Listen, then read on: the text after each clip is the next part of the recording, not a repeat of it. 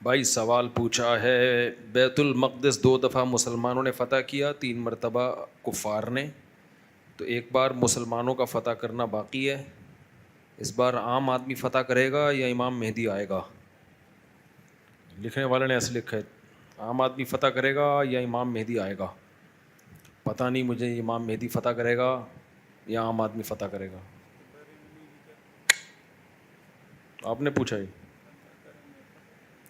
کچھ لوگ اپنے گھر کے اوپر گائے کی سینگ لگا دیتے ہیں برکت کے لیے، کچھ گھوڑے کی پاؤں کا اسٹیل۔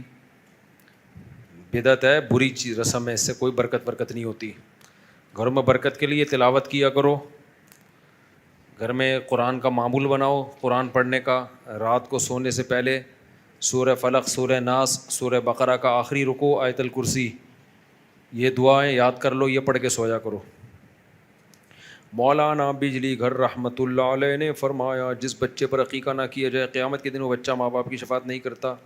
پتہ نہیں مولانا بجلی گھر نے ایسا فرمایا بھی ہے کہ نہیں فرمایا، ایسا کسی حدیث میں نہیں ہے۔ عقیقہ کرنا سنت عمل ہے، لازم عمل نہیں ہے، مستحب ہے، اچھی بات ہے، کر لیا جائے، فرض واجب نہیں ہے۔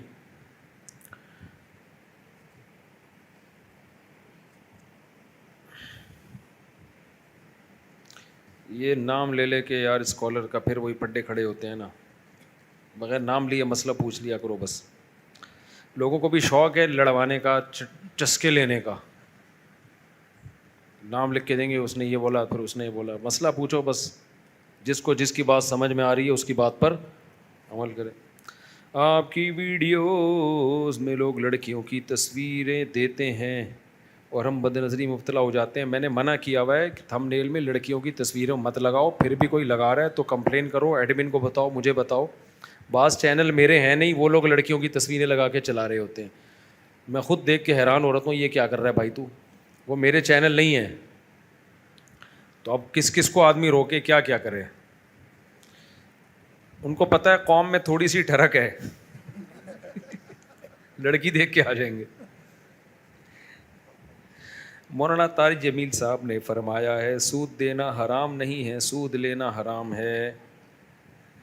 مولانا طارق جمیل صاحب نے کچھ دن پہلے فرمایا تھا کہ سود دینا حرام نہیں ہے، لینا حرام ہے۔ اصل میں وہ جو فرمانا چاہ رہے تھے نا، وہ میں آپ کو بتاتا ہوں کیا بتانا چاہ رہے تھے، لوگوں نے غلط سمجھا، پھر ان کے بیٹے کا جو بیان آیا تو وہ اس سے بھی زیادہ غلط آ گیا۔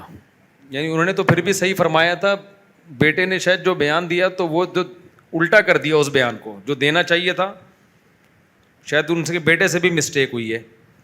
تو حضرت مولانا طارق جمیل صاحب نے جو فرمایا تھا کہ سود دینا حرام نہیں ہے، لینا حرام ہے، اس کا مطلب یہ ہے کہ سودی ایگریمنٹ تو بہرحال حرام ہے، جب ہم بینک سے سودی ایگریمنٹ کرتے ہیں نا وہ بہرحال حرام ہے، لیکن رقم کون سی حرام ہوگی؟ رقم وہ حرام ہوگی جو ہم بینک سے سود کے طور پر لیتے ہیں، اس رقم سے جو بھی کاروبار کرو گے، کام کرو گے، وہ حرام ہو جائے گا۔ اسی طرح بینک سے آپ نے قرضہ لیا اور اب آپ بینک کو اس قرضے پہ سود دیتے ہو، تو اس سود سے بینک جو بھی کام کرے گا حرام ہوگا، لیکن ہم جو قرضہ لے کے جو بھی کام کریں گے وہ کام حرام نہیں ہوگا، کیونکہ وہ رقم حرام نہیں ہے، عمل حرام ہے۔ سمجھ میں آ رہی ہے بات کہ نہیں آ رہی؟ وہ رقم حرام نہیں ہے، کیونکہ لوگوں کی بچتیں بینک میں رکھی ہوئی ہیں، بینک وہ اٹھا کے آپ کو پکڑا دیتا ہے، تو رقم تھوڑی نہ چوری کی رقم ہے نہ سود کی رقم ہے، سود تو وہ ہوگا جو آپ بینک کو دیں گے۔ دیکھو زید نے بکر کو 1 کروڑ روپے دیا سود پہ، بکر نے اس 1 کروڑ سے بزنس کیا، تو وہ بزنس سے حاصل ہونے والی ارننگ حرام نہیں ہے۔ البتہ بکر کو گناہ ہوگا کہ تو نے سودی قرضہ کیوں لیا، کیونکہ سودی قرضہ لینا بھی حرام، سود دینا بھی حرام، اس لین دین پہ گواہ بننا بھی حرام، اور اس لین دین کو لکھنا بھی حرام۔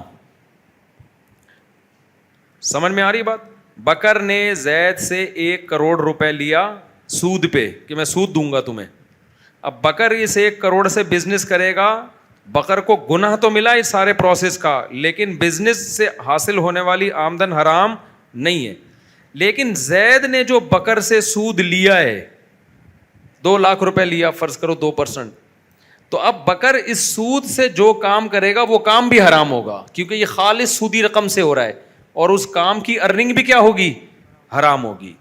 تو یہ مطلب تھا حضرت مولانا طارق جمیل صاحب کا. ان کے بیٹے نے شاید غلطی سے کچھ اور بیان دے دیا ہے. نہیں, بینک کا پروفٹ کہاں سے حلال ہو گیا؟ نہیں, حرام ہے بھائی, سودی پروفٹ ہے. اسلامک بینک جائز ہے, وہ سود نہیں ہے. تو ان کے بیٹے نے میرا خیال ہے بائی مسٹیک الٹا بیان دے دیا. جی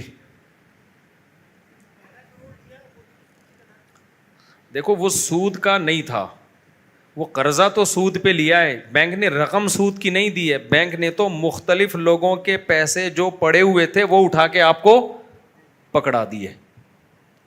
تو وہ قرضہ جو آپ کو بینک نے دیا نا, وہ حلال پیسوں سے دیا ہے, تو وہ رقم آپ کے لیے حلال ہے.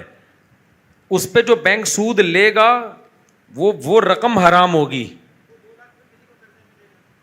جی ہاں, جب وہ کسی کو قرضے پہ اس میں ہو یہ رہا ہے کہ بینک سود بھی لے رہا ہے لوگوں سے, تو لوگوں کی جو بچتیں ہیں اس میں سود لے لے کے شامل کر رہا ہے. تو یوں کہہ سکتے ہیں کہ اس میں حلال حرام مکس ہو رہا ہے. تو شریعت کا حکم یہ ہے کہ جب حلال حرام مکس ہو رہا ہوتا ہے نا, مرج ہو جائے, اب ہمیں نہیں پتا اس میں حلال نوٹ کون سا ہے, حرام کون سا ہے, تو غالب کا اعتبار ہوگا. اگر زیادہ حلال ہے تو پھر وہ رقم جب ہم کسی کو دیں گے تو وہ حلال سمجھی جائے گی. اس کی ایک مثال دیتا ہوں کہ ایک آدمی کسٹم میں جاب کرتا ہے, تو اب اس کی ایک تنخواہ ہے جو حلال تنخواہ ہے. فار ایگزامپل 1,00,000 روپے تنخواہ ہے, اوپر کی آمدنی 2,00,000 ہے, 3,00,000 اس کے گھر میں آ رہا ہے. اب وہ آپ کی دعوت کرتا ہے تو آپ اس کی دعوت کو نہیں کھا سکتے. کیوں؟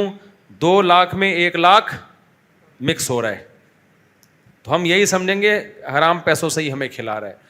لیکن اگر وہ کہتا ہے بھائی میں اپنی تنخواہ کھانے پینے کے لیے الگ رکھتا ہوں اور اس میں سے تمہیں کھلا رہا ہوں, تو پھر کیا ہے, جائز ہے, اس کی زبان کا اعتبار کیا جائے گا.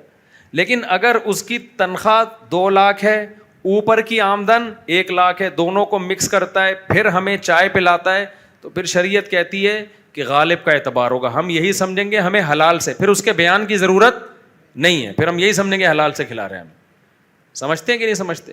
تو بینک سے سودی قرضہ لینا بہر صورت حرام ہے, لیکن وہ قرضہ لے کے جو کمپنیاں کھلتی ہیں, جو بزنس ہوتا ہے, اس کی ارننگ حرام نہیں ہوتی.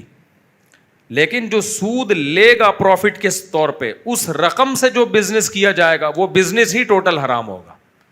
تو حضرت کا مطلب یہ تھا, تو ان کے بیٹے نے الٹا بیان غلطی سے دے دیا, جیسے وہ بھائی کے بارے میں بیان دے دیا تھا کہ خودکشی کی ہے, پھر وہ اس کو بیٹھ کے سمجھاتے رہے. تو بعض دفعہ ایسے چوکے چھکے انسان سے لگ جاتے ہیں. کیوں رہے ہو؟ رونے کی بات ہے نہیں ایسے, میں کافی دیر سے دیکھ رہا ہوں آپ رو رہے ہو بیٹھ کے. جی مفتی صاحب, پیشاب کے قطروں کا مسئلہ بہت ہے. پیشاب کرنے کے بعد بھی قطرے آتے ہیں, پھر وضو کرنے کے بعد نماز کے دوران یہ وضو میں قطرے آتے ہیں, تو کیا حکم ہے؟ بھائی, جن لوگوں کو قطرے کی بیماری ہے وہ وضو سے آدھا گھنٹہ پہلے پیشاب کر لیا کریں. کوئی ضروری ہے کہ اینڈ نماز کے ٹائم پہ ہی کرو جا کے؟ جب تمہیں پتہ ہے 1:30 بجے ظہر کی نماز ہے تو 1:45 بجے پیشاب سے فارغ ہو جاؤ. نہیں بھی آ رہا تو کر لو تاکہ اس ٹائم پہ نہ آئے. تو 1.25 گھنٹے تک جتنے قطرے نکلنے ہوں گے نکلتے رہیں گے. ایسا دنیا میں کوئی بھی نہیں ہے کہ ہر وقت ہی ٹپکتا رہے. وہ تو لاکھوں میں کوئی ایک بیمار ہوگا ایسا. تو پھر نماز سے پہلے اس جگہ کو ہلکا سا دھو لو, اندازے سے ہی دھو لو, زیادہ رگڑنے کی اور بہمی بننے کی ضرورت, اندازے سے بھائی یہاں لگا ہوگا, اور 1-2 قطرہ ہے تو وہ دھونا بھی واجب نہیں ہے, تھوڑی سی نجاست ویسے ہی معاف ہے. تو اس جگہ کو اندازے سے دھو لو, تھوڑا سا پانی بہا دو واش روم میں, تو بس پاک ہو گیا, جا کے نماز پڑھو.